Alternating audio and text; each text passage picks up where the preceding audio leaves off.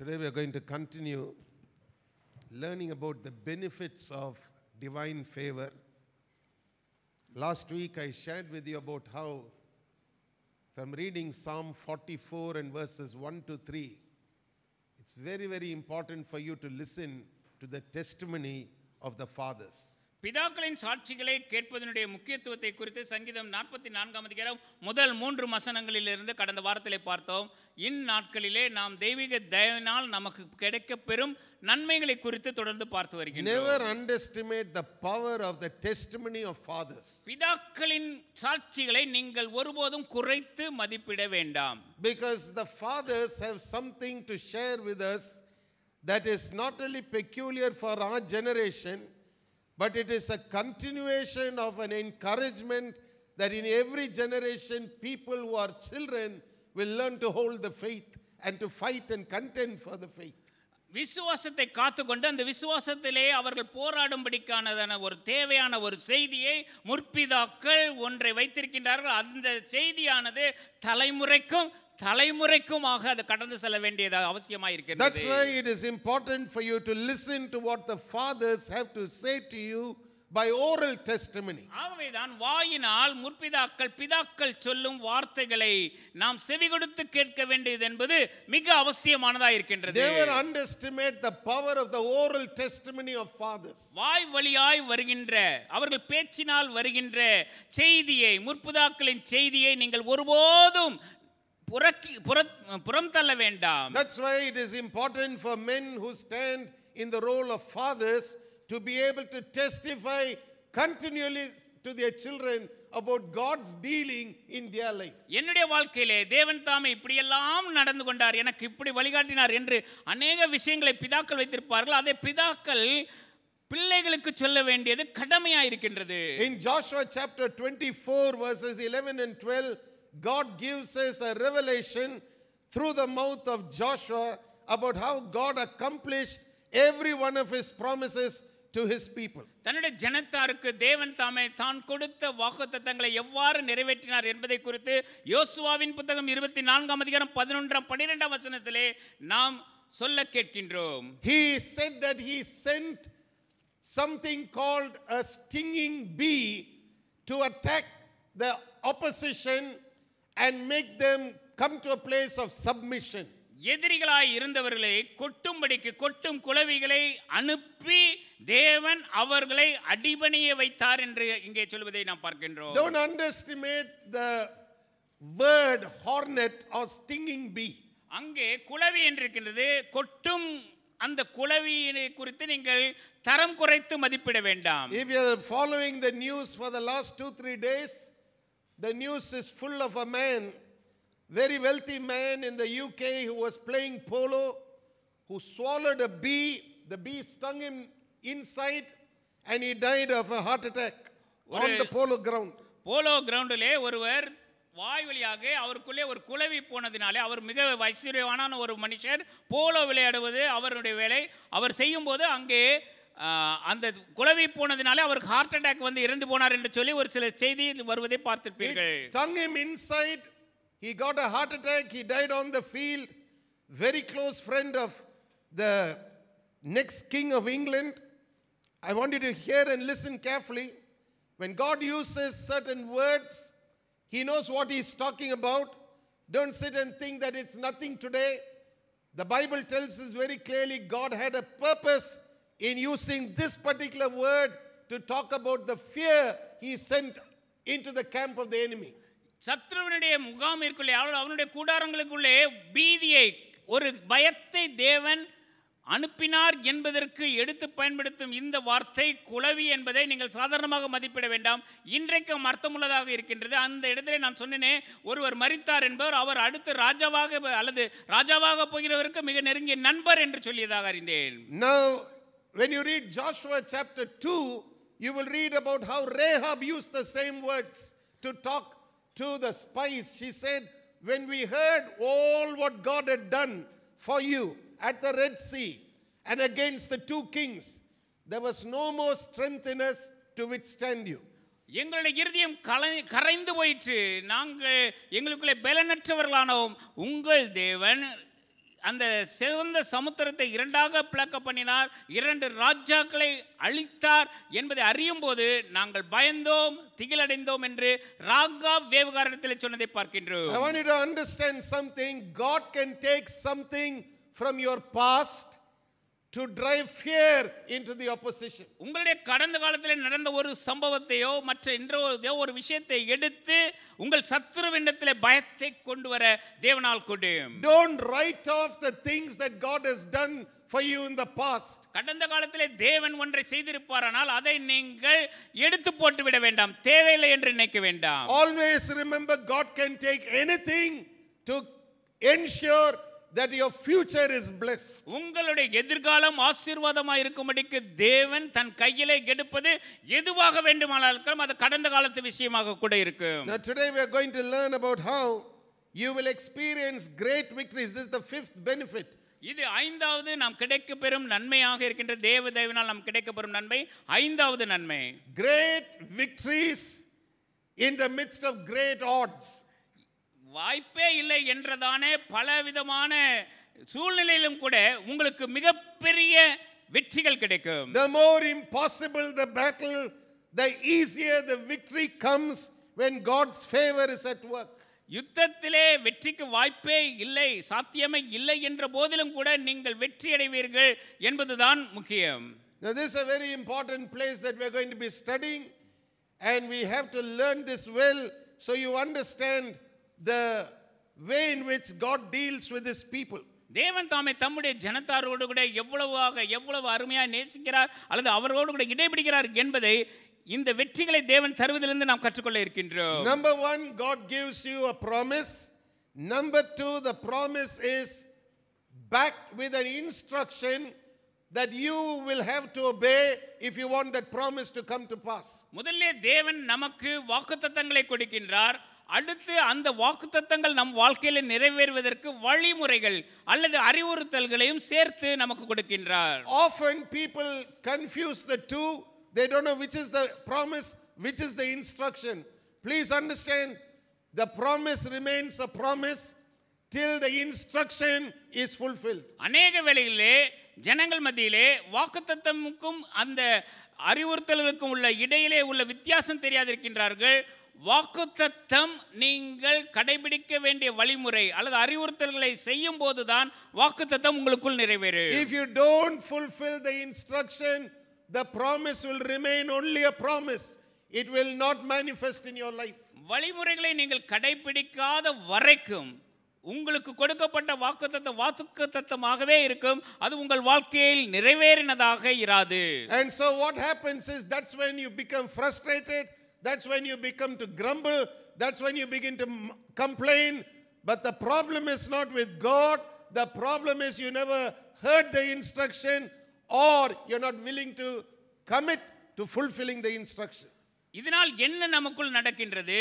நமக்குள்ளே ஏமாற்றம் ஏற்படுகின்றது. ஏமாற்றத்தின் விளைவினால் அநேக குறை சொல்லுதல் உண்டாகின்றது. நாம் தேவனிடத்திலே குறை கூற ஆரம்பித்து விடுகின்றோம். உண்மையிலே பிரச்சனை ஆண்டவரிடத்திலே நம்மிடத்திலே இருக்கின்றது. நாம் அந்த வழிகாட்டு முறையை கடைபிடித்தோமா என்று பார்க்க வேண்டும், இல்லை என்றால் அதை கடைபிடிக்க வேண்டும். Today we are going to read from Joshua chapter 11 something that is important for us. நமக்கு நம் வாழ்க்கைக்கு மிகவும் முக்கியமான ஒன்றை யோசுவாவின் புத்தகம் 11ஆம் அதிகாரத்திலிருந்து நாம் இன்றைக்கு கற்றுக்கொள்ள இருக்கின்றோம். But I want you to write this down. Joshua chapter 10 is a testimony of God's favor at work for Israel in a spectacular manner. மிகவும் நாம் அற்புதமாய் பார்க்கக்கூடிய கண்கூடாக பார்க்கும் அளவிற்கு இஸ்ரவேலுக்கு தேவன் ஒரு வெளியரங்கமாய் காட்டின ஒரு அற்புதமாக சாட்சியாக யோசுவாவின் 10ஆம் அதிகாரம் இருக்கின்றது என்று பாருங்கள். Every time you think of Joshua 10, understand it is an entire chapter talking about God's favor. தேவ தயவினுடைய வெளிப்பாடாக அந்த அதிகாரம் முழுவதுமே தேவ தயவை குறித்து பேசுகின்றது என்று சொல்லி யோசுவாவின் புத்தகம் 10ஆம் அதிகாரத்தை நீங்கள் யோசிக்கும் போதெல்லாம் நினைத்துக் கொள்ளுங்கள். Because it is in Joshua chapter 10 that God listened to the voice of Joshua and did something that has never happened earlier.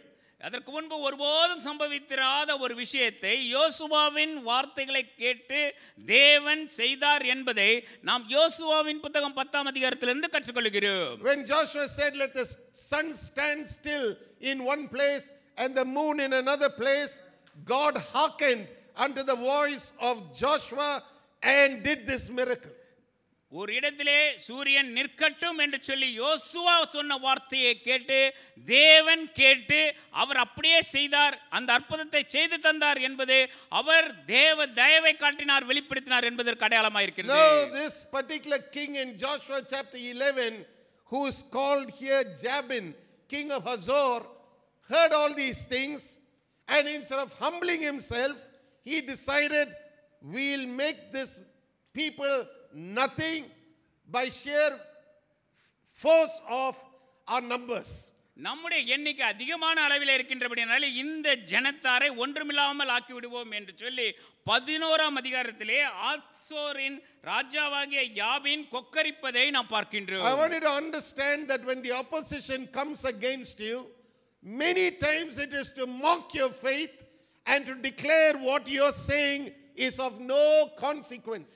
உங்களுக்கு எதிராளிகள் உங்களுக்கு விரோதமாய் வரும்போது அவர்கள் செய்ய வருவது உங்களுடைய விசுவாசத்தை ஒன்றுமில்லாமல் ஆக்கிவிட்டு நீங்கள் நினைத்திருப்பது தவறு என்று காட்ட வேண்டும் என்று சொல்லி நினைத்து வருகிறார்கள். So what they do is they will rally around themselves people of like mind who will like to stand up against you. உங்களுக்கு விரோதமாய் யாரெல்லாம் நிற்க ஒன்றாக ஒரு மனதுள்ளவராக இருக்கிறார்களோ அவர்கள் எல்லாம் கூட்டம் கூட்டிக் கொண்டு சேர்த்து கொண்டு அவர்கள் வருவார்கள். They do it to mock your faith, they do it to make a mockery of your life, and they ultimately want to destroy you. உங்கள் விசுவாசத்தை கேலி பண்ணும்படிக்கு உங்கள் வாழ்க்கையை அவர்கள் உதாசீனம் செய்யும்படிக்கு அவர்கள் உங்கள் வாழ்க்கையை அழித்து போடும்படிக்கு சங்கரிக்கும்படிக்கு வருகின்றார்கள். Now let's read verses 1 to 4 please. முதல் 4 வசனங்களை நாம் வாசிப்போம். யோசுவாவின் புத்தகம் 11ஆம் அதிகாரம் முதல் வசனம். ஆத்சோரின் ராஜாவாகிய யாபின் அதை கேள்விப்பட்ட போது அவன் மாதோனின் ராஜாவாகிய யோபாவிடத்திற்கும் சிம்ரோனின் ராஜாவிடத்திற்கும் அக்சாபின் ராஜாவிடத்திற்கும் வடக்கே இருக்கிற மலைகளிலும் கின்னரோத்துக்கு தெற்கே இருக்கிற நாட்டுப்புறத்திலும் சமபூமியிலும் மேற்கு எல்லையாகிய தோரிலும் இருக்கிற ராஜாக்களிடத்திற்கும் கிழக்கேயும் மேற்கேயும் இருக்கிற கானானியரிடத்திற்கும் மலைகளில் இருக்கிற யொமோரியர் ஏத்தியர் பெர்சியர் எபோசியர் இடத்திற்கும் எர்மோன் மலையின் அடியிலே மிஸ்பா சீமையில் இருக்கிற ஏலியர் இடத்திற்கும் ஆள் அனுப்பினான். அவர்கள் கடற்கரை மணலை போல் ஏராளமான திரண்ட ஜனம் ஆகிய தங்களுடைய எல்லா சேனைகளோடும் மகா ஏராளமான குதிரைகளோடும் ரதங்களோடும் கூட புறப்பட்டார்கள். Write this down. The opposition did not lack manpower. They had manpower in abundance. They had superior forces in abundance. They had equipment in abundance. அவர்களிடத்தே ஆயுதங்கள் இருந்தது, அவர்களுடைய சேனைகளின் எண்ணிக்கை அதிகமாக இருந்தது, எதிராளிகளிடத்திலே திரளான ஜனங்கள் இருந்தார்கள். அப்படிப்பட்ட எதிராளி வந்தார்கள். But all of them fell before Israel because of God's favor that was on Israel. அங்கே இஸ்ரவேல் மீது தேவ தயவு இருந்தபடியினாலே அவர்கள் யாவரும் இஸ்ரவேலுக்கு முன்பாக மடங்கடிக்கப்பட்டு விழுந்தார்கள் என்று அறிந்து கொள்ளுங்கள். Now let's read verses 5, 6, 7 and 8. 5ஆம் வசனம், 6ஆம் வசனம், 7ஆம் வசனத்தை நான் வாசிக்கின்றேன். 5ஆம் வசனம். இந்த ராஜாக்கள் எல்லோரும் கூடி இஸ்ரவேலோடு யுத்தம் பண்ண வந்து மேரோம் என்கிற ஏரி அண்டையிலே ஏகமாய் பாளையம் இறங்கினார்கள். அப்பொழுது கர்த்தர் யோசுவாவை நோக்கி, அவர்களுக்கு பயப்படாயாக, நாளை இந்நேரத்திலே நான் அவர்களை எல்லாம் இஸ்ரவேலுக்கு முன்பாக வெட்டுண்டவர்களாக ஒப்பு கொடுப்பேன். நீ அவர்கள் குதிரைகளின் குதிகால் நரம்புகளை அறுத்து அவர்கள் ரதங்களை அக்கினியால் சுட்டெரிக்க கடவாய் என்றார். Listen very carefully. First is the promise. I have given them over to you. Next is the instruction. I want you to make the difference there in that verse. 6ஆம் வசனத்தை நன்றாக கவனியுங்கள். முதலிலே யோசுவாவிற்கு வாக்குத்தத்தம் கொடுக்கப்பட்டாயிற்று. நாளை இந்நேரத்திலே அவர்களை எல்லாம் உனக்கு முன்பாக வெட்டுண்டவர்களாய் ஒப்புக் கொடுப்பேன் என்பது கொடுக்கப்பட்ட வாக்குத்தத்தம். அடுத்து அதற்குரிய வழிகாட்டு முறையை தேவன் கொடுப்பதை பாருங்கள். Both are not the promise. One is the promise, the next is the instruction. இரண்டுமே வாக்குத்தத்தம் என்று சொல்லி எடுத்துக்கொள்ளாதீர்கள். முதலிலே சொல்லப்பட்டது வாக்குத்தத்தம், நான் செய்வேன் என்றது. அடுத்து அதற்கு நீ செய்ய வேண்டிய வழிகாட்டு முறை, அந்த அறிவுறுத்தல், நீ என்ன செய்யணும் என்பதை ஆண்டவர் சொல்லுகின்றார். Now verse 7. 7ஆம் வசனத்தை கவனியுங்கள். யோசுவாவும் அவனோட கூட யுத்த ஜனங்கள் அனைவரும் திடீரென்று மோயராம் ஏரியில் அண்டையில் இருக்கிற அவர்களிடத்தில் வந்து அவர்கள் மேல் விழுந்தார்கள். கர்த்தர் அவர்களை இஸ்ரவேலின் கையிலே ஒப்பு கொடுத்தார். அவர்களை முறிய அடித்து பெரிய சீதோன் மட்டும் மிஸ்ரபோத் மாயீம் மட்டும் கிழக்கே இருக்கிற மிஸ்பே பள்ளத்தாக்கு மட்டும் துரத்தி அவர்களில் ஒருவரும் மீதி இராதபடி அவர்களை வெட்டி போட்டார்கள். Okay. யோசுவா கர்த்தர் தனக்கு சொன்னபடி அவர்களுக்கு செய்து. Now listen very carefully. You get the victory, but the instruction is still to be followed. Instruction is still to be carried out. Now he is fulfilling the instruction. வெற்றி கிடைத்தாயிற்று, கர்த்தர் சொன்னபடி அந்த வெற்றி கிடைத்தாயிற்று. ஆனால் இப்பொழுது நாம் பார்க்க போவது அவனுக்கு சொல்லப்பட்ட, செய்ய வேண்டும் என்று சொல்லப்பட்ட வழிகாட்டுதல், வழிகாட்டு முறை. என்ன செய்யணும் என்று சொன்னாரோ அதை அவன் செய்வதை பார்க்கின்றோம். ஒப்பு கொடுத்தார், அவர்களை முறியடித்து பெரிய சீதோன் மட்டும். Verse 9. யோசுவா கர்த்தர் தனக்கு சொன்னபடி அவர்களுக்கு செய்து அவர்கள் குதிரைகளின் குதிகால் நரம்புகளை அறுத்து அவர்கள் ரதங்களை அக்கினியால் சுட்டெரித்தான். Now this may look like a very small matter, but remember this is the forerunner of what we are going to read in verse 20. 20ஆம் வசனத்திலே நான் பார்க்க போவதற்குரிய முன்னோட்டமாக இந்த வசனம் இருக்கு. பார்ப்பதற்கு மிக ஏதோ ஒரு சுலபமான அல்லது எளிய ஒரு விஷயம், இதையே இவ்வளவு தூரம் சொல்கிறார்கள் என்று நினைக்கலாம். Remember, there will be no fulfillment of the promise if you don't carry out the instructions correctly. நீங்கள் சரியான விதத்தில் உங்களுக்கு என்ன சொன்னாரோ அதை செய்யலனா உங்களுடைய வாக்குத்தத்தம் உங்களிலே நிறைவேறாது. Remember, there would have been so many nice horses that Joshua would have seen and would have liked to keep. சில நல்ல குதிரைகள் எல்லாம், அழகான குதிரைகளை கூட யோசுவா பார்த்திருப்பான். ஒருவேளை அவன் மனசுல ஐயா இதை வச்சுக்கலாமான்னு கூட இருந்திருக்கலாம். ஆனால் அப்படி அவன் செய்யவில்லை. Because there is no record of anywhere the children of Israel coming out of Egypt on horses.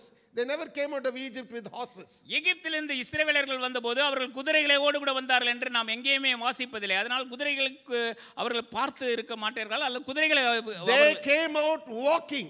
அவர்கள் நடந்து எகிப்திலிருந்து வெளியே வந்தவர்கள். That's what the Bible tells us. அப்படியாகத்தான் வேதாகமம் நமக்கு கற்றுக் கொடுக்கின்றது. Bible says, it uses a particular word. It says they came out harnessed out of Egypt. அவர்கள் நடைபயணமாக அவர்கள் எகிப்தை விட்டு நடந்து வந்தார்கள் என்று சொல்லித்தான் வேதாகமம் நமக்கு சொல்லுகின்றது. So listen very carefully. When he looked at these horses, he could have taken those horses, he could have kept the chariots. He was more interested in fulfilling the instruction of the Lord. நன்றாக கவனியுங்கள். யோசுவா இந்த குதிரைகளையும் அந்த ரதங்களையும் பார்த்தபோது கொஞ்சம் மனதிலே சலனம் வந்திருக்கலாம். இந்த குதிரையோ ரதத்தையோ வைத்திருக்கலாம். ஆனால் அன்று அப்படியாக யோசுவா நடந்து கொள்ளவில்லை. அவனுக்கு என்ன செய்யும்படி சொல்லப்பட்டதோ அதை அப்படியே கடைபிடிப்பதை பாருங்கள். Now let's read verse 10. 10ஆம் வசனத்தை வாசிக்கிறேன். 10ஆம் வசனம், அக்காலத்திலே யோசுவா திரும்பி ஆத்சோரை நோக்கி ஆத்சோரை பிடித்து அதன் ராஜாவை பட்டயத்தினால் வெட்டி போட்டான்.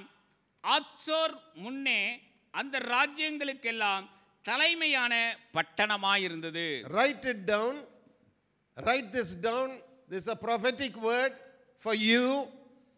Everything that was heading the opposition against you will now no longer be there because the headship is removed. இது உங்களுக்கு தீர்க்க தரிசனமாய் வருகின்ற வார்த்தைகள். உங்களுக்கு எதிராளியாக யாரேனும் எழும்பி இருந்தாலும் அவர்களுடைய தலை இல்லாது போய்விடும். Are you listening? நான் சொல்றது உங்களுக்கு புரிகின்றதா? Are you listening? புரிகின்றதா? Write it down. Keep it before you. Any form of opposition, somebody is heading it against you, that person's headship will be removed. அது எப்படிப்பட்ட எதிர்ப்பாக வேண்டுமானால் உங்கள் வாழ்க்கையிலே இருக்கலாம். இதனை நீங்கள் எழுதி வைத்துக் கொள்ளுங்கள். இது உங்களுக்கென்று வருகின்ற இப்பொழுது வருகின்ற தேவ வார்த்தை. அதனுடைய தலைமை அல்லது தலையானது நீக்கப்பட்டுவிடும். Verse 11. 11ஆம் வசனம். அதிலிருந்து நரஜீவன்களை எல்லாம் பட்டய கருக்கினால் வெட்டி சங்காரம் பண்ணினார்கள். சுவாசம் உள்ளது ஒன்றும் மீதியானதில்லை. ஆச்சோரையோ அக்கினியால் சுட்டெரித்தான். Hallelujah. Hallelujah. Everything that is to be burnt will be burnt by the power of the Holy Spirit. பரிசுத்த ஆவியானவருடைய வல்லமையினாலே எல்லாம் எதெல்லாம் சுட்டெரிக்கப்பட வேண்டுமோ அவை எல்லாம் சுட்டெரிக்கப்படும். It's important for you to know why this happens. இது ஏன் ஐயா நடந்தது என்பதை நீங்கள் அறிந்திருக்க வேண்டியது மிக மிக முக்கியம். Verse 15. 15ஆம் வசனத்திலே நாம் இப்படியாக Let's read verse 15. Mark verse 15 down. 15ஆம் வசனத்தை குறித்துக் கொள்ளுங்கள். 15ஆம் வசனத்தை நான் வாசிக்கின்றேன். கர்த்தர் தமது தாசனாகிய மோசேக்கு எப்படி கட்டளையிட்டிருந்தாரோ அப்படியே மோசே யோசுவாவுக்கு கட்டளையிட்டிருந்தான். அப்படியே யோசுவா செய்தான். Mark that in your Bible. இதனை வேதாகமத்திலே உங்கள் வேதாகமத்திலே அடிக்கோடிட்டுக் கொள்ளுங்கள். Whatever instruction the Father gave, he fulfilled it. அவனுடைய பிதா அவனுக்கு என்ன செய்யணும்னு சொன்னாரோ வழிகாட்டினாரோ அதனை அப்படியே யோசுவா நிறைவேற்றுவதை பாருங்கள். When I'm using the word father, I'm using it in the term of a person who's leading in the role of a father. I'm not talking about a biological father only now. I'm talking about a man who's having the anointing on his life like Moses, who gives instruction to Joshua. Joshua doesn't tap it saying he is of a different generation. He listens, he fulfills correctly. Read the last part of the verse. மோசேயை பிதாவென்று நான் சொல்லும்போது அவர் அபிஷேகம் பெற்ற தலைவராக இருந்தார். அது மாத்திரமல்ல, அவர் ஒரு பிதாவின் ஸ்தானத்திலிருந்து கொடுக்கப்பட்ட வார்த்தைகளுக்கு யோசுவா செவி கொடுத்து அதை நிறைவேற்றினதை பார்க்கின்றோம். அடுத்து read that part, last part of the verse. கர்த்தர் தமது தாசனாகிய மோசே கட்டளையிட்டிருந்தாரோ அப்படியே மோசே யோசுவாவுக்கு கட்டளையிட்டார். அப்படியே யோசுவா செய்தான். அவன் கர்த்தர் மோசேக்கு கட்டளையிட்டதில் ஒன்றையும் செய்யாமல் விடவில்லை. Mark it in your Bible. இதனை உங்கள் வேதாகமத்திலே அடிக்கோடிட்டுக் கொள்ளுங்கள். That must be the way our life journey comes to an end, where the Bible is so clear about Joshua, it should be clear about our lives. He never left anything undone. இந்த இடத்திலே யோசுவாவை பற்றி திட்டம் தெளிவுமாய் வேதாகமம் அழகாய் நமக்கு சொல்கின்றது. அவன் ஒன்றையும் செய்யாமல் விடவில்லை. இதேதான் நம்முடைய வாழ்க்கையாகவும் இருக்க வேண்டும். Are you listening? நான் சொல்லுங்க புரிகின்றதா? Nothing left undone.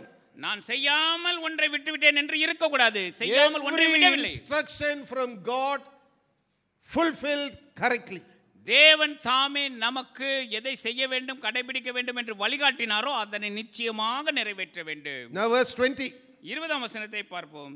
20ஆம் வசனம், யுத்தம் பண்ண இஸ்ரவேலுக்கு எதிராக வரும்படிக்கு அவர்களுடைய இருதயம் கடினமானதும் இப்படியே அவர்கள் பேரில் இரக்கம் உண்டாகாமல் கர்த்தர் மோசேக்கு கட்டளையிட்டபடி அவர்களை அழித்து சங்காரம் பண்ணினதும் கர்த்தரால் வந்த காரியமாயிருக்கிறது. Amen. ஆமென். Listen carefully. நன்றாக கவனிங்க. Favor is always for God's people. There is no favor with the opposition. தயவு தேவனுடைய ஜனத்தோடு கூட மாத்திரம் தான் இருக்கின்றது, உங்களுடைய எதிராளிகளிடத்திலே காணப்படாது என்று அறிந்து கொள்ளுங்கள். We are going to see another example. நாம் மற்றொரு உதாரணத்தை நாம் பார்க்கலாம். It's very important for you to see first the promise, then the instruction. இதுல இருந்து நாம நல்லா கத்துக்கிட வேண்டியது, முதல்ல வாக்குத்தத்தம் கொடுக்கப்பட்டிருக்குதுன்னா அதுக்கு அடுத்து பக்கத்திலேயே வழிகாட்டும் நெறி என்ன என்று கொடுக்கப்பட்டிருக்கும் அதையும் சேர்த்து எடுத்துக்கணும். Come with me to Numbers chapter 23. என்னோடு கூட என்னாகும் புத்தகம் 23ஆம் அதிகாரத்திற்கு வாருங்கள். It is a chapter that talks about a very unusual event that took place just before the children of Israel came out of the wilderness. வனாந்தரத்திலிருந்து இஸ்ரவேல் ஜனத்தார் வெளியே வரும்போது அசாதாரணமான No, நிகழ்வு. just before that this incident took place. இந்த சம்பவம் நடப்பதற்கு முன்பு ஒரு அசாதாரணமான ஒரு நிகழ்வு நடந்ததை குறித்து இந்த அதிகாரம் நமக்கு எழுதி கொடுத்திருக்கின்றது. A man called Balak, who was the king of Moab, hired a prophet to come and prophesy and speak a curse upon Israel. Moab தேசத்து ராஜா பாலாக்கு என்பவன் அவன் இஸ்ரவேல் ஜனத்தாரை சபிக்கும்படிக்கு ஒருத்தனை கூலி பொருத்துவதை பார்க்கின்றோம். We see him calling a prophet by the name of Balaam to come and to speak a curse upon Israel. இஸ்ரவேல் தேசத்தாரின் மீது இஸ்ரவேலின் மீது சாபத்தை கூறும்படிக்கு பிலேயாம் என்னும் ஒரு மனிதனை அவன் கூலி பொருத்துவதை பார்க்கின்றோம். Now in verses 16 we are going to read from there and see what happened as a result of that. அதன் முடிவாக என்ன நடந்தது என்று சொல்லி நாம் பார்க்க இருக்கின்றோம். என்னாகமம் Numbers 23 verse 16. 23ஆம் அதிகாரம் 16ஆம் வசனத்தை நான் வாசிக்கின்றேன். 16ஆம் வசனம்.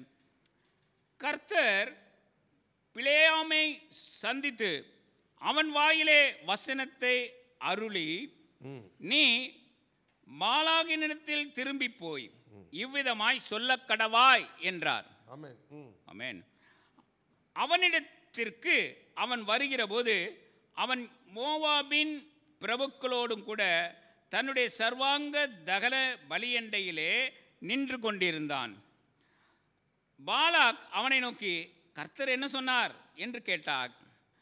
அப்பொழுது அவன் தன் வாக்கியத்தை எடுத்துரைத்து மாலாகே எழுந்திருந்து கேளும், சிப்போரின் குமாரனே எனக்கு செவி கொடு. பொய் சொல்ல தேவன் ஒரு மனிதன் அல்ல. Mark this verse in your Bible. இந்த வசனத்தை நீங்கள் இந்த வார்த்தைகளை உங்கள் வேதாந்தத்தில் அடிக்கோடிட்டுக் I'll கொள்ளுங்கள். show you why a little later, but just mark it in your Bible. இதுக்கு அடிக்கோடு இருக்கிறதுக்கு காரணம் இருக்கு, நான் சொல்ல போறேன். ஆனா நீங்க முதல்ல அடிக்கோடிட்டுக் கொள்ளுங்க. பொய் சொல்ல தேவன் ஒரு மனிதன் அல்ல, மனம் மாற அவர் ஒரு மனுபுத்திரனும் அல்ல. அவர் சொல்லியும் செய்யாதிருப்பாரா? அவர் வசனித்தும் நிறைவேற்றாதிருப்பாரா?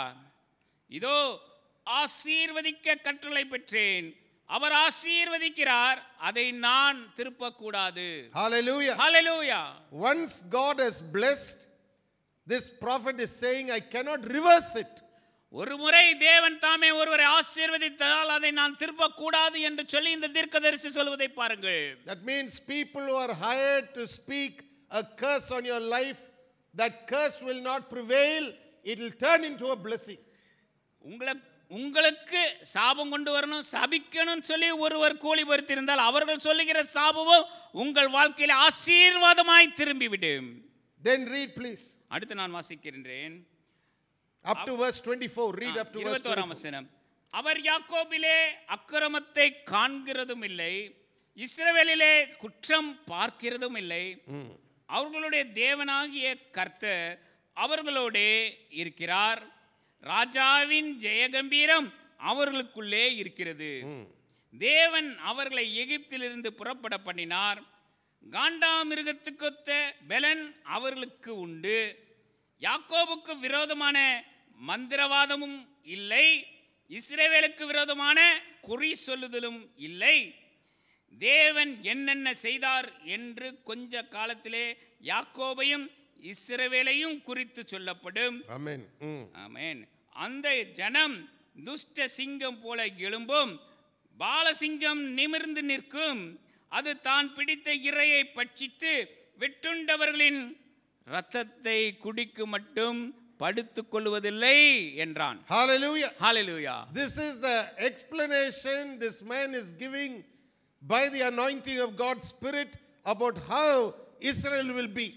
தேவ ஆவியானவருடைய அபிஷேகத்தினாலே இந்த கூலி பொருத்தப்பட்ட இந்த மனிதன் அங்கே தீர்க்க தரிசனமாக இஸ்ரவேலை குறித்து சொல்லும் வார்த்தைகளை கவனியுங்கள். He is talking about the way God is going to use them, how God is going to prosper them, how God is going to make good things come out of their life.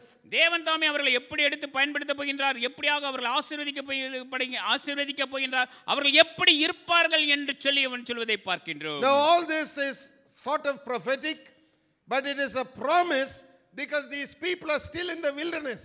They haven't gone into Israel, into the nation of Canaan as it.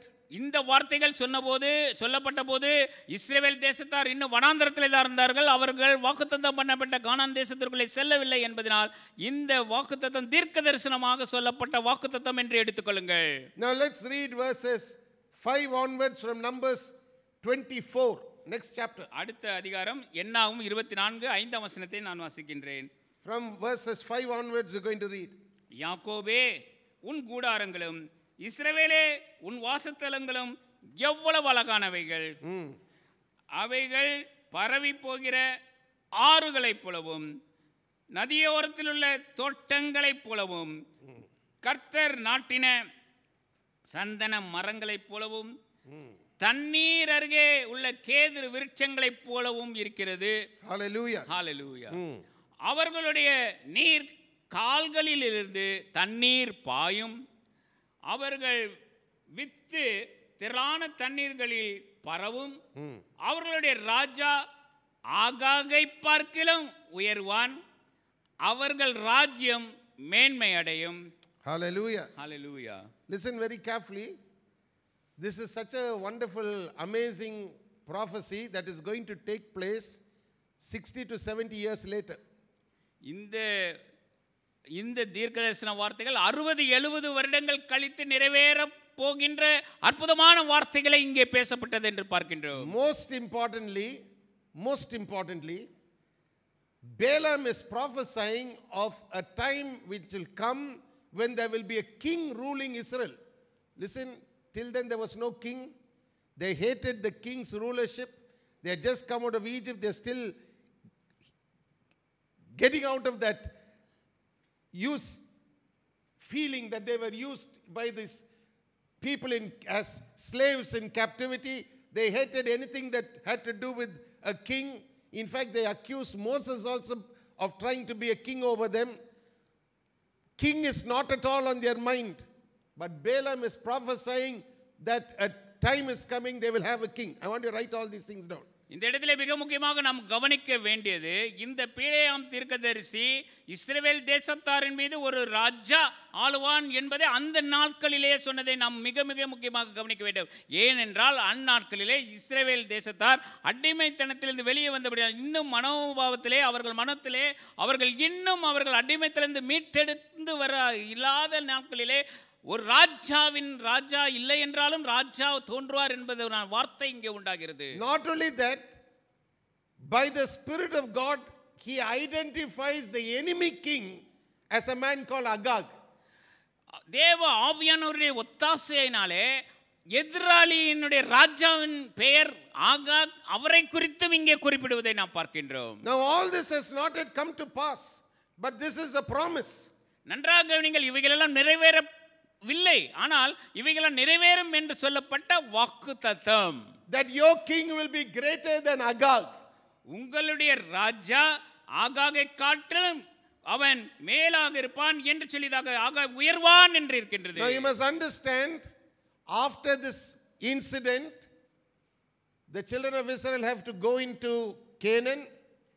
Joshua has to divide the land. Then after that the judges will rule, and after the judges the kings will come. நன்றாக கவனிங்கள், இந்த வார்த்தைகள் சொல்லப்பட்ட அல்லது இந்த தீர்க்கதரிசன வார்த்தை வாக்குத்தத்தமாய் வந்த நாட்களுக்கு பிறகு இஸ்ரவேலர்கள் அவர்கள் கானான் தேசத்திற்குள்ளே போக வேண்டும். அங்கே யோசுவா அவர்களுக்கு தேசத்தை பிரித்து கொடுத்து அங்கே நியாயாதிபதிகள் அவர்களுக்கு நியாயம் விசாரித்ததற்கு பின்பு ராஜாக்களின் நாட்கள் வரும். Anywhere between 60 to 70 years later. இந்த நாட்கள் இங்கே சொல்லப்பட்டவைகளால் நிறைவேறுவதற்கு குறைந்தது 60 இருந்து 70 வருடங்கள் பிடித்திருக்கும். Now let's go to 1 Samuel chapter 15. நாம் இப்பொழுது 1 சாமுவேல் 15ஆம் அதிகாரத்திற்கு போகலாம். Remember, the promise is given, but the instruction has to now be fulfilled. வாக்குத்தத்தம் கொடுக்கப்பட்டாயிற்று, அதை எப்படி அடைவது என்ற வழிமுறை இங்கே சொல்லப்படுவதை பார்க்கின்றோம். Come with me to 1 Samuel chapter 15. We are going to read verses 1 to 7. நாம் 1 சாமுவேல் 15ஆம் அதிகாரம் முதல் 7 வசனங்களிலே அதற்காக சொல்லப்பட்ட வழிமுறைகளை பார்க்கின்றோம். 1 சாமுவேல் 15ஆம் அதிகாரம் முதல் வசனத்தை நான் வாசிக்கின்றேன்.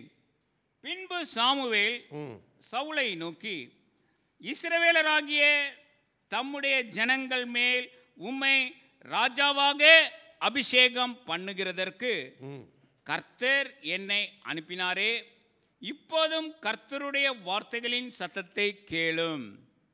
சேனைகளின் கர்த்தர் சொல்லுகிறது என்னவென்றால். Now this is the instruction. Please listen. This is not the promise. Write it down in your Bible there itself. This is not a promise now. this is an instruction.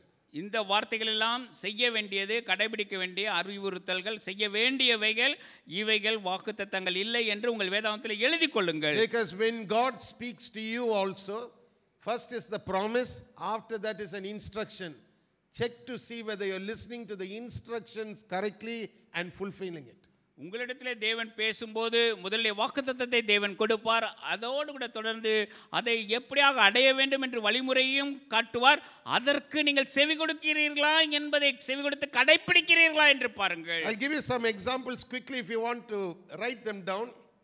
When God says go to the other side, He expects you to go to the other side. இதற்கு சில உதாரணங்களை நான் சொல்லட்டும். நீங்கள் அடுத்த பக்கம் அல்லது மறுபக்கம் போங்கள் என்று தேவன் சொல்வாரால் நீங்கள் மறுபுறம் போக வேண்டும். Regardless of whether the storm comes in the middle, you still got the command. The instruction is go to the other side. நாம் அக்கறைக்கு போவோம் என்பதுதான் அங்கு சொல்லப்பட்ட வழிமுறை. அங்கே போகும்போது நடுவில் புயல் வந்தாலும் நீங்கள் போய்த்தான் ஆக வேண்டும். That means even if a storm comes, you must believe your destination is the other side and not to be killed by the storm in the middle.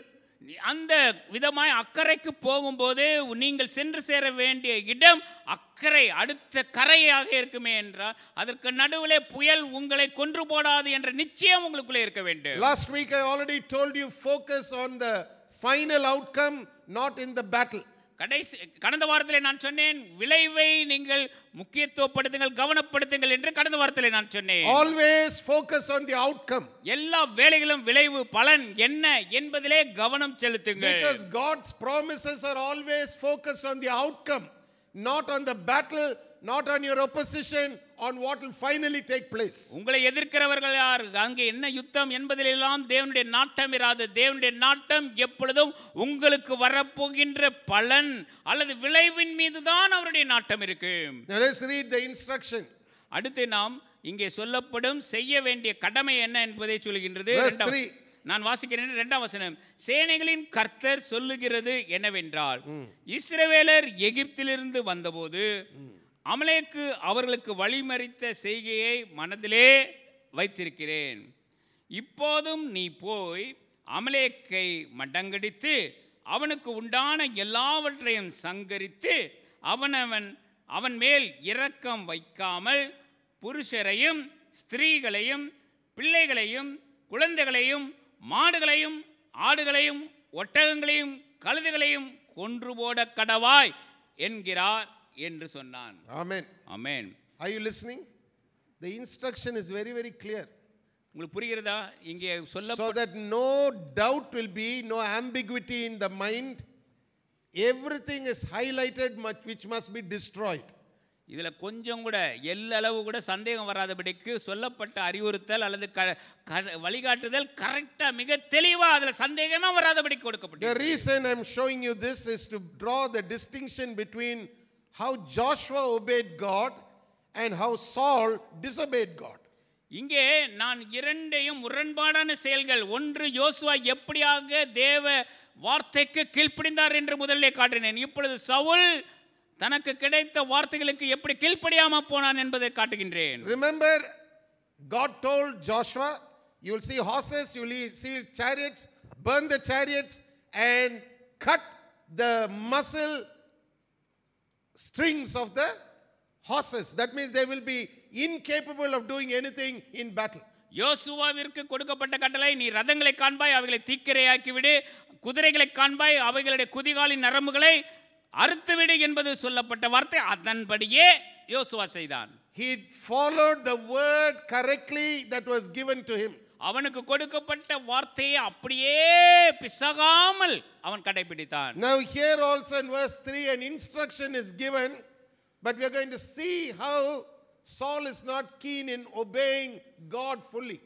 முழுவதுமாய் கீழ்ப்படிய மனதில்லாத சவுலை இந்த 3ஆம் வசனத்தில் பார்க்கிறோம். 3ஆம் வசனத்தை வாசிக்கும் போது மிக தெளிவாக தேவன் சொல்லி இருக்கின்ற கூடிய கட்டளையை பாருங்கள். Now verse 6 will show you, please listen. Verse 6 will show you that Saul was not an ordinary man. He understood the command, he understood the instructions very, very clearly. 6ஆம் வசனத்தை வாசிக்கும் போது சவுல் சாதாரணவான் அல்ல, அவர் நன்றாக அறிந்தவர், அவனுக்கு கொடுக்கப்பட்ட கட்டளை அவர் நன்றாக அறிந்திருந்தார் என்பதை 6ஆம் வசனத்திலிருந்து நாம் அறிந்து கொள்ள He முடியும். knew that God told him only to attack the Amalekites, not the Kenites. So he tells the Kenites to leave and move away to a safe place. அங்கே சவுலுக்கு சொல்லப்பட்டது அமலேக்கியரை மாத்திரம் நீ சங்காரம் பண்ண வேண்டும், கேனியரை அல்ல என்பதுதான் அவனுக்கு சொல்லப்பட்ட கட்டளை. Read verse 6 please. 6ஆம் வசனத்தை வாசிக்கிறேன். சவுல் கேனியரை பார்த்து, நான் அமலேக்கியரோட கூட உங்களையும் வாரிக்கொள்ளாதபடிக்கு நீங்கள் அவர்கள் நடுவிலிருந்து புறப்பட்டு விலகி போங்கள். இஸ்ரவேல் எகிப்திலிருந்து வந்தபோது நீங்கள் அவர்கள் எல்லோருக்கும் தயவு செய்தீர்கள் என்றான். அப்படியே கேனியர் அமலேக்கியரின் நடுவிலிருந்து விலகி போனார்கள். Now let's read verses 7, 8 and 9 please. இப்பொழுது 7, 8, 9 வசனத்தை வாசிக்கின்றேன். அப்பொழுது சவுல் ஆவிலா துவக்கி எகிப்திற்கு எதிரே இருக்கிற சூருக்கு போகும் எல்லை மட்டும் இருந்த அமலேக்கியரை மடங்கடித்து அமலேக்கியரின் ராஜாவாகிய ஆகாகை. Stop there 1 minute. This man prophesied by Balaam 70 years before by name. இந்த ஆகாக் என்ற பெயரை நாம் இப்போ கொஞ்ச நேரத்துக்கு முந்தி பார்த்தோமே, 70 வருஷத்துக்கு முன்பே பீலேயாம் இந்த வார்த்தையை, இந்த பெயரை சொன்னதை கவனியுங்கள். In Numbers chapter 23. நாம் அதை என்னாகும் 23ஆம் அதிகாரத்திலே பார்த்தோம். Don't underestimate the knowledge of your God and his wisdom. உங்கள் தேவனுடைய அறிவு ஞானத்தை நீங்கள் ஒருபோதும் குறைத்து மதிப்பிட வேண்டாம். When he names who's your opposition, better take note of that name carefully. உங்கள் எதிராளியின் பெயர் இது என்று தேவன் சொல்வாரானால் அதை நீங்கள் மிக கவனமாய் குறித்துக் கொள்வது நல்லது. Never sit and think, oh maybe it's my imagination. Your imagination is not at all in line with the wisdom of God. God knows who's coming. God knows what he's going to do with that person, and God knows what he's going to do with your life. உங்க வாழ்க்கையில் அந்த மனுஷன் என்ன செய்ய போகிறான் என்பது தேவாதி தேவனுக்கு நன்றாக தெரியும். சும்மா நீங்களே ஒரு சப்பகட்டை, ஐயா இது நான் ஏதோ கற்பனை செஞ்சிருப்போனோ அப்படி என்றால் நினைக்க வேண்டாம். தேவ ஞானத்துக்கு முன்பா உங்களுடைய புத்தி ஒன்றுமில்லாதது. Now look at this man. இந்த மனுஷனை பாருங்க. Saul knew this man by name because everybody knew what Balaam had spoken. பீலேயாம் என்ன பேசினான் என்பது எல்லோருக்கும் தெரியும், சவுலுக்கு தெரிந்தது. சவுல் தெரிந்தவனாகத்தான் இருந்தான். You must understand that in Israel everybody knew what was spoken earlier because they knew their history. Their history would be repeated over and over and over again orally by the fathers. They knew what they were doing. This man also knew Agag was the person he had to kill. But look at what he did in verse 8 and 9. அன்றைய நாட்களிலே இஸ்ரவேல் தேசத்திலே வாய்மொழியாக பிதாக்களினுடைய கட்டளையாக அந்த நாட்களில் வரலாறு என்ன என்று என்பதெல்லாம் அவர்களுக்கு வந்து கொண்டே இருந்தபடினால் எல்லா ஜனத்தாருக்கும் சம்பவங்கள் தெரிந்திருக்கும். சவுலுக்கும் இந்த மனுஷனுடைய பெயரோடு கூட நன்றாக தெரிந்திருக்கும். Now read verse 8 and 9 please. 8ஆம் 9ஆம் வசனத்தை வாசிக்கிறேன். அமலேக்கியரின் ராஜாவாகிய ஆகாகை உயிரோடே பிடித்தான், ஜனங்கள் யாவரையும் பட்டய கருக்கினாலே சங்கரம் பண்ணினான். சவுலும் ஜனங்களும் ஆகாகையும் ஆடுமாடுகளில் முதல் தரமானவைகளையும் இரண்டாம் தரமானவைகளையும் ஆட்டுக்குட்டிகளையும் நலமான எல்லாவற்றையும் அழித்து போட மனது இல்லாமல் தப்ப வைத்து அற்பமானவைகளையும் உதவாதவைகளுமான சகல வஸ்துக்களையும் முற்றிலும் அழித்து போட்டார்கள். Remember, when God tells you something, your logic, your reasoning should not jump in to spoil the instruction of God. தேவன் கொடுத்த கட்டளை இது என்று இருக்குமானால் உங்க சொந்த புத்தி, உங்களை தர்க்க வாதம் அதை மேலே எழும்பி நீங்க அதை தவிர்த்து விடக்கூடாது. Now as a result of this, the Bible says God had to reject Saul. இதனுடைய முடிவு என்ன? சவுலை தூக்கி போட வேண்டியது தேவன் தாமே எடுத்து போட வேண்டிய, தூக்கி எறிய வேண்டிய நேரத்துக்கு கொண்டு போய் விட்டது. And we are going to read one verse please, which is very very important. ஒரு வசனத்தை நாம் இந்த வேளையிலே வாசிக்க வேண்டும். அதை நான் வாசிக்க இருக்கிறேன். It's found in verse 29. 29வது வசனத்தை வாசிக்கின்றேன். It is a word that was spoken by Balaam 60-70 years before, which is now being repeated by Samuel to Saul in the same manner. 67 வருடங்களுக்கு முன்பு பிலேயாம் தீர்க்கதரிசியினால் பேசப்பட்ட அதே வார்த்தைகளை சாமுவேல் அப்படியே இந்த இடத்துல பேசுவதை கவனியுங்கள். Verse 29. 29ஆம் வசனம், இஸ்ரவேலின் ஜெயபலமானவர் பொய் சொல்லுகிறதும் இல்லை, தாம் சொன்னதை பற்றி மனஸ்தாபப்படுகிறதும் இல்லை, மனம் மாற அவர் மனுஷன் அல்ல என்றார். Amen. Amen. Amen. Amen. I want a proper amen from this church. Amen. Never underestimate the power of God's word when it comes with a promise and in instruction. தேவன் தாமே தரும் வாக்குத்தத்தத்தை குறித்தும் அவர் சொல்லும் வழிகாட்டு முறைகளை குறித்தும் வரும்போது நீங்கள் அவர் ஏதோ சொல்றாரு என்று எப்பொழுதுமே அதை குறித்து கவனம் இல்லாமல் எடுத்துக்கொள்ள வேண்டாம். Remember, favor flows on the obedient and not on the disobedient. தயவு எப்பொழுதும் கீழ்ப்படிகிறவர்கள் பக்கமே சார்ந்து நிற்குமே இல்லாமல் கீழ்ப்படியாதவர்கள் பக்கம் சார்ந்து நிற்க போவதில்லை. Sometimes the instructions are so simple that people don't listen to the instruction. வர்ற கட்டளை அல்லது அதை செய்யணும்ன்றது மிக மிக எளியதாக கூட இருக்கலாம். ஆனா அந்த சின்னதான எளியதான என்று சொல்லி சிலர் அதை குறித்து கவனப்படுத்தாமல் இருந்து விடுகிறார்கள். So what happens is, because the instruction is so simple, they think God cannot be in it, so let me ignore it, or let my thinking take precedence over that instruction. இந்த கட்டளை ரொம்ப சின்னதா இருக்கு, சாதாரணமாக இதெல்லாம் ஆண்டவர் சொல்லி இருக்க மாட்டாரு, நான் நினைக்கிறதுபடி இருக்கலாம் என்று சொல்லி சொல்லி அவங்க சொந்த அறிவு அந்த கட்டளைக்கு மேலோங்கி நின்று தேவ கட்டளையை கீழ்ப்படியாதபடிக்கு அவளுக்கு செய்து விடுவார். Today we are going to spend some time in prayer. நாம் சில மணித்துளிகளை நாம் ஜெபத்திலே நாம் இன்றைக்கு செலவழிக்கலாம். Impossible things will become possible to you if you will only obey. அசாத்தியமானவைகள் உங்கள் வாழ்க்கையிலே சாத்தியமாகும் எப்பொழுது நீங்கள் கீழ்ப்படியும் போது மாத்திரமே. Remember that favor is far greater than the applause of men. மனுஷர்கள் கொண்டிருக்கிற கருத்துக்கள், applause of men. மனுஷர்கள் பாராட்டுறாங்கன்றதெல்லாம் காட்டிலும் தேவ தயவு இருந்தா போதுங்க, மற்றதை காட்டிலும் அதுதாங்க உங்களுக்கு வேணும். Saul wanted to be a people's king rather than God's king over his people. இஸ்ரவேல் தேசத்தாரின் மீது தேவன் நியமித்த ராஜாவாக இருக்கும்படிக்கு சவுல் விரும்பாமல் ஜனங்க என்ன நினைக்கிறாங்க, அவங்க என்ன விரும்புறாங்க, அதுக்கேற்ற மாதிரி நடந்துக்கணும் என்று சொல்லி. Today a lot of people in the church also want that kind of a relationship with people. They want the applause of people. They want the people who they know to always keep telling them good things. Most of the times it leads you in a way which makes you compromise on the instructions of God to you. இன்றைக்கு சபையிலே இதே விதமாக நடப்பதை பார்க்கின்றோம். ஜனங்களை பாராட்டுகிறோம் என்று சொல்லியதாக நல்லது நல்லது நல்லது என்று சொல்லி பேசுகிறார்கள்.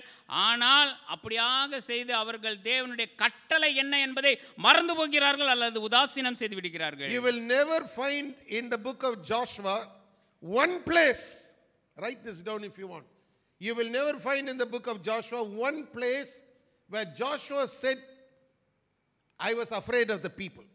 நான் ஜனங்களை பார்த்து பயப்படுறேன் என்று ஒரு இடத்திலாவது யோசுவா சொன்னதாக நீங்கள் யோசுவா புத்தகம் முழுவதும் தேடி ஆராய்ந்து பாருங்கள், கண்டுபிடிக்க முடியாது. But in 1 Samuel 15, Saul, you will hear him say, I was afraid of the people. 1 Samuel 15 Saul சொல்றத பார்க்கிறோம், எனக்கு ஜனங்களை பார்த்தா பயமா இருக்குன்னு சவுல் சொன்ன வார்த்தை எழுதி இருக்கிறது. Are you listening? நான் சொல்றது புரியுறதா? Never come to that place. நீங்க அந்த இடத்துக்கு ஜனங்களை பார்த்து பயப்படுற இடத்துக்கு வர வேண்டாம். That's why this verse which we studied a little earlier from Psalm 147 verse 11 is so apt for today's message. இன்றைய செய்திக்கு மிக பொருத்தமானதாகத்தான் நாம் சங்கீத புத்தகங்கள் வாசித்த சங்கீதம் 147:11 வசனம் மிக மிக பொருத்தமானதாக இருக்கின்றது. God favors those who fear and worship him. கர்த்தருக்கு பயந்து அவரை ஆராதிக்கிறவர்களிடத்திலே தேவனுடைய தயவு செயல்படுகிறது. We are going to spend some time in prayer. நாம் சில மணித்துளிகளை நாம் ஜெபத்திலே செலவழிக்கலாம். If your heart is not right before God, set your heart right before God. தேவனுக்கு முன்பாக உங்கள் மனது ஒருவேளை சீரானதாக சரிசமமாய் அதை சரிப்படுத்தினதில்லாமல் சரிப்படுத்திக் கொள்ளுங்கள். Are you listening? நான் சொல்றது உங்களுக்கு புரிகின்றதா? Come to a place where you understand that you need to fear God more than the fear of men. மனுஷர்களை பார்த்து பயப்படுற மனுஷர்களுக்காக கொண்டிருக்கக்கூடிய பயத்தை காட்டிலும் மேலோங்கினதாக தேவனுக்கு பயப்படும் பயம், கர்த்தருக்கு பயப்படும் பயம் என்னில் இருக்கிறதா என்று சோதித்து பாருங்க. Because God is not a man that he should lie. அவர் பொய் சொல்வதற்கு தேவன் மனுஷன் அல்ல என்று I said God is not a man that he should lie. பொய் சொல்வதற்கு மனுஷன் அல்ல அவர். Hallelujah. Hallelujah. Hallelujah. Hallelujah. Spend some time before the Lord in prayer. ஆண்டவருக்கு முன்பாக சில மணித்துளிகளை அவரை நோக்கி பார்த்து நாம் ஜெபத்திலே செலவழிக்கலாம். If he's told you something about your prayer life, but you have tried to push it aside and you've given other things precedence, come back to the place where you follow the instructions of God. ஒருவேளை ஜெப வாழ்க்கையை குறித்து உங்க வாழ்க்கையில உங்களிடத்துல பேசியிருந்து அதற்கு முக்கியத்துவம் கொடுக்காம ஒதுக்கி வைத்திருப்பீங்களா, இன்றைக்கு ஆண்டவரோடு சரி செய்து கொள்ளுங்க. அந்த விஷயத்துல நீங்கள் உங்களை சீர்படுத்திக் கொள்ளுங்க. Are you listening? நான் சொல்றது உங்களுக்கு புரிகின்றதா? This is not a joke time, this is not a comedy time. This is a time where you set things right in your life. உங்க வாழ்க்கையில எதையெல்லாம் சரி செய்ய வேண்டுமோ சீர் செய்ய வேண்டுமோ அதை செய்கின்ற நேரம் கொடுக்கப்படுகின்ற தருணம் இது. Because God gives instructions. தேவன் தாமே ஒரு செயலை செய்ய வேண்டும் என்று கட்டளை கொடுத்திருப்பாரானால் He expects you to follow those instructions. அது எப்படி செய்யணும் வழிமுறை சொன்னாரோ அதன்படியே நீங்கள் அதை கடைபிடிக்க வேண்டும் என்று விரும்புகிறார். Because when you follow those instructions, unhindered favor will flow in your life. அந்த வழிமுறைகளின்படி நீங்கள் செய்வீர்களானால் எந்தவித தங்கு தடையின்றி தேவ தயவு உங்கள் வாழ்க்கையிலே புரண்டு வரும். You will be like the vision that Balaam had of Israel. எப்படியாவது இஸ்ரவேலை குறித்ததாக தரிசனத்தை பிழையாம் சொன்னாரோ அந்த தரிசனம் உங்கள் வாழ்க்கையில் நிறைவேறும். People who will have enough and more to pour out from their own buckets. தங்கள் நீர்க்கால்களில் இருந்து தண்ணீரை பாய்ச்சுகின்றவர்களாக ஜனங்கள் இருப்பார்கள், இஸ்ரவேலர்கள் இருப்பார்கள் என்று சொன்னானே அதே போல உங்கள் வாழ்க்கை. You will have in plenty. நீங்கள் போதுமானதாக ஏராளமானதாக. I said you will have in plenty. நீங்கள் ஏராளமானதாக தாராளமானதாக. Because this is the season of God's favor. ஏனென்றால் இந்நாட்கள் நமக்கு தேவ தயவு புரண்டோடும் நாட்கள். Make it your prayer. இதை உங்கள் ஜெப விண்ணப்பமாக்குங்கள். You may not be in my generation, you may be in a younger generation, it doesn't matter. Make it your prayer. ஒருவேளை நீங்கள் என் தலைமுறையை சேர்ந்தவர்களா இல்லாத சிறிய வேற வாலிபர்களா இருக்கலாம், யாராக இருந்தாலும் நீங்கள் இதை ஜெபமாக்குங்கள். Say, God, help me to have in plenty that I can pour out water from my own bucket.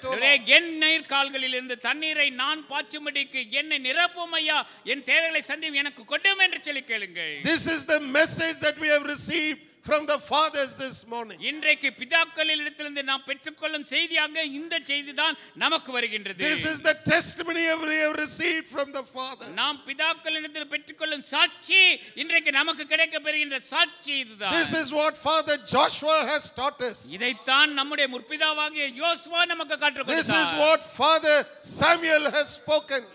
இதைத்தான் நம்முடைய முற்பிதா சாமுவேல் நமக்கென்று பேசினார். Learn from the fathers. நம்முடைய பிதாக்களின் இடத்திலிருந்து கற்றுக்கொள்வோம். I said learn from the fathers. நம்முடைய பிதாக்களின் இடத்திலிருந்து கற்றுக்கொள்வோம். Don't despise these words. இந்த வார்த்தைகளை உதாசீனம் செய்ய வேண்டாம். Today the greatest mistake in the church is people are looking at the father's testimony and calling it old, redundant, no longer needed. பிதாக்களுடைய வார்த்தைகளை இன்றைக்கு சபை மக்கள் ஒரு விதத்திலே அது உதாசீனம் செய்கிறார்கள். இதெல்லாம் காலம் கடந்த 10ஆம் வசனே இதெல்லாம் பிரயோஜனம் இல்லை என்று சொல்லி தவறான ஒரு கருத்துக்குள்ளே வந்து விட்டார்கள். I want you to lift up your voice and pray. இன்றைக்கு உங்கள் சத்தத்தை உயர்த்தி ஜெபியுங்க. I want you to pray seeking the face of God. தேவனுடைய முகத்தை தேடி நீங்கள் இந்த வேளையிலே ஜெபியுங்க. In the name of Jesus. இயேசுவின் நாமத்தினால். I said in the name of Jesus. இயேசுவின் நாமத்தினால். Learn to verbalize your prayers. உங்க வார்த்தை வெளியே வரட்டும் ஐயா. நாவிலே வெளியே வரட்டும் ஐயா. வாயிலிருந்து வெளியே வரட்டும். May your ear hear the prayers that are ascending the throne of grace. கிருபையின் சிங்காசனத்தண்டைக்கு புறப்பட்டு செல்கின்ற உங்கள் வாயிலிருந்து புறப்பட்டு வரும் ஜெபம் உங்க செவிகளிலே விழட்டும். Because faith comes by hearing. ஏனென்றால் விசுவாசம் கேள்வியினாலே வரும். When you hear, you will know what is expected from you. நீங்க காது கொடுத்து கேட்கும்போது உங்களிடத்திலிருந்து என்ன எதிர்பார்க்கப்படுகிறது என்பதை அறிந்து கொள்வீர்கள். Hallelujah. Hallelujah. Hallelujah. Hallelujah. Oh shabarabala bosekeli bahari. Ladara mola bosekeli baharia. Shandara heri bolo hosekeli. Ladara mola hoshakabra malahari. Set things right in your life. வாழ்க்கையில எதெல்லாம் சரி செய்யணுமோ அந்த நேரத்துல தயவு செய்து சரி செய்து கொள்ளுங்க. Don't give excuses. எந்த ஒரு சாக்கு போக்கு I said சொல்லாதீங்க. don't give excuses. சாக்கு போக்கு சொல்றதை நிறுத்துங்க. Saul tried to give an excuse.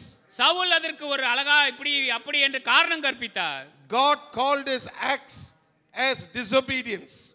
தேவன் பார்வையிலே அவர் அழைத்த வார்த்தை கீழ்ப்படியாமை என்றார். And he said it is the equivalent of witchcraft. அது பில்லி சூனியத்திற்கு சமமானது என்று சொல்லி தேவன் அழைத்தார். Please don't play with unclean spirits this morning. அசுத்த ஆவிகளோடு கூட நீங்கள் விளையாட வேண்டாம். Especially when the Holy Spirit is dealing with you. விசேஷமாக பரிசுத்த ஆவியானவர் உங்களோடு கூட பேசும்போது, உங்களோடு கூட இடைப்படும்போது, don't play with unclean spirits. நீங்கள் அசுத்த ஆவிகளோடு கூட செயல்பட வேண்டாம். I said don't play with unclean spirits. அசுத்த ஆவிகளோடு கூட இணைய வேண்டாம். They can destroy your life in one moment. ஏனென்றால் ஒரு க்ஷண பொழுதிலே உங்கள் வாழ்க்கையை அழித்து போட வல்லவர். Karabo shakabrabala horia. Lederi rabalamo sandarabala hari. Kederi mosa kambramala hari. Shebederi bolamo sekalaba hari. Oh, deri brosa kambra mala bara bala hari. Leberi borobo sekeli maranda rahalaba. Shakana maderi lodoro bolamo shandara hila baraka. Madoro hola bahari. Some of you, God has been telling you to pray more in the spirit, but you are not praying in the spirit at all. உங்களில் சிலரிடத்திலே தேவன் தாமே ஆவியிலே நிறைந்து நீங்கள் ஜெபியுங்கள் என்று அநேக முறை தேவன் தாமே பேசிக் கொண்டிருக்கின்றார். But you say you don't have time, you don't have this, you don't have that, and you pushed it aside. It's time you came back to the instruction that God gave you. நீங்க சொல்றதோ எனக்கு நேரம் இல்ல இது அது என்று சொல்லி காரணத்தை சொல்லுகிறீர்கள். ஆனால் இந்த நேரத்திலே தேவன் தாமே சொல்லும் கட்டளைக்கு செவி கொடுக்கும் நேரத்திற்கு வந்து I want you to begin from here.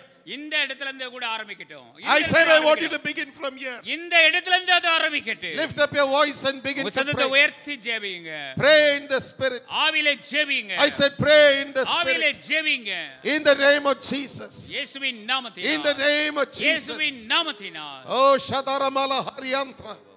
Ladara bola ba shakabra la haria. Ebranamo sandara belibo shekeli bahari. Lederi bolomo rikarabala ba shataraba. Odara mala bora bala shikabala hari.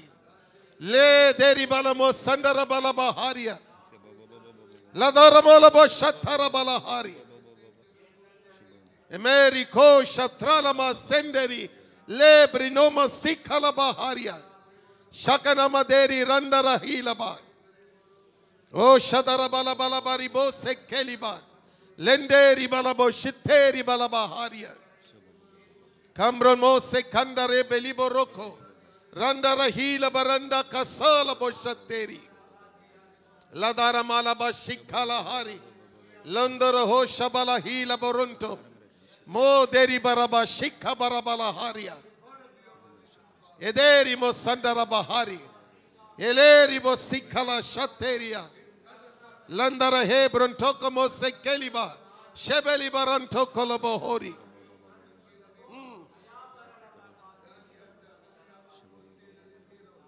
Lederi bo shatara balaharia. Ladara malabo sekeli barandaraba. Shodorobo labari kasi kalaba. Eberi boderi mo sakambra malahari. Shederi likeri rondoro hosa kalabaharia. Shatara balaharia.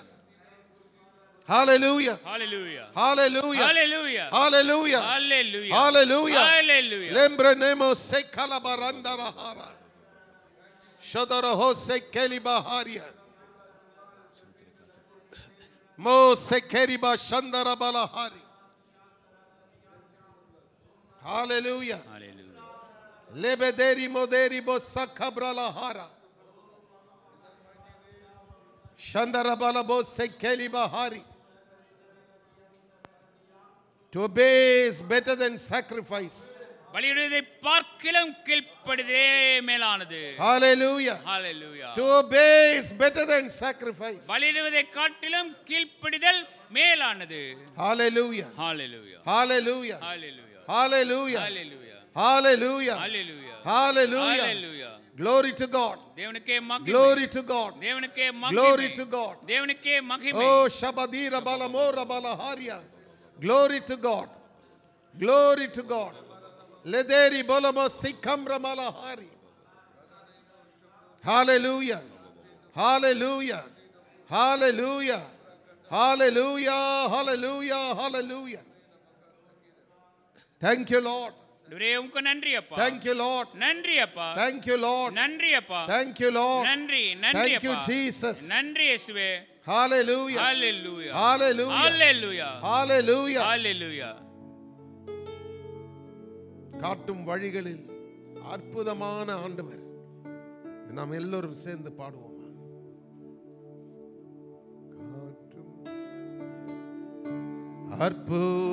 அற்புதமான ஆண்டவர், ஆற்றும் செயல்களில் முற்றும் சிறந்த தேவரே, மீட்க வல்லவர், மீட்டெம்மை காக்க நல்லவர், மகிமை என்றே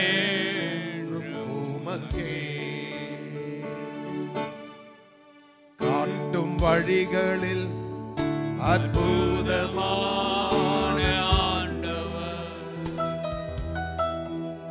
ஆற்றும் செயல்களில் முற்றும் சிறந்த தேவன், மீட்க வல்லவர், மீட்டெம்மை காக்க நல்லவர், மகிமை என்றென்றும் உமக்கே.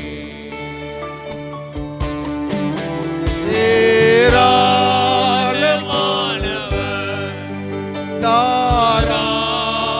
தாராளமானவர், நீரே எல் ஷடாய், நிறைவாக்கும் தேவன், போதுமானவர்,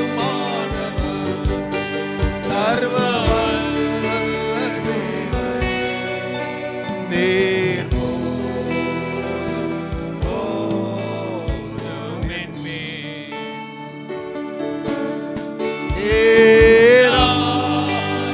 ஏராளமானவர், தாராளமானவர்,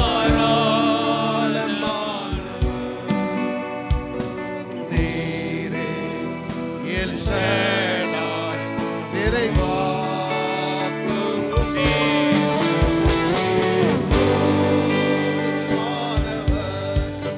சர்வ வல்ல தேவரே, நீர் போதும் போதும்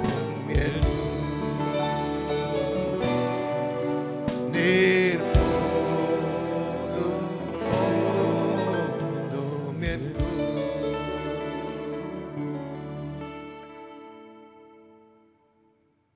Hallelujah.